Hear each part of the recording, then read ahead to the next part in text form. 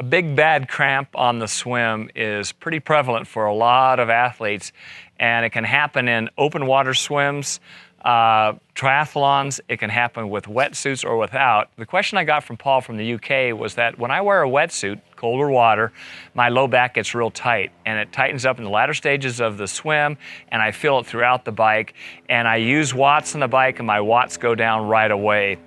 What can I do to alleviate this cramping? So I'm going to talk about your problem, Paul, and a couple of other areas where I hear about cramping on the swim. First off, let's hit yours. A lot of times that low back gets real tight because you're picking your head up, and if your head is too high and you're picking that up right away, all of a sudden all the muscles along your spine, your low back start to tighten, but it can be heightened by tight hip flexors.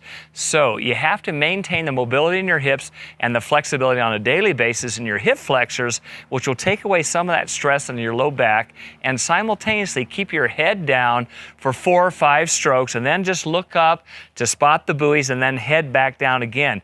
Think of the water level in the middle of your head, not at your eyebrow or your forehead. And a lot of people bring it up too high when they're in open water. That could be your problem. The second area is to make sure, and I'll back up a little bit, did you warm up? Everyone should warm up, and I see a lot of people that are not doing a warm-up before the start of the swim.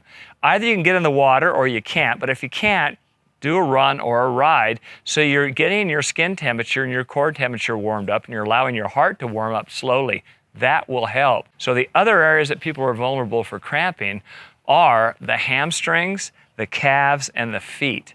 And the reason is that a lot of times I see kicking where they're getting too much flexion in their knee, like they're riding a bike. Don't do that. Legs can be nice and straight. Think about the upbeat of the kick when you're in open water. Upbeat, not the downbeat of the kick. Your toes are plantar flex, in other words, pointed.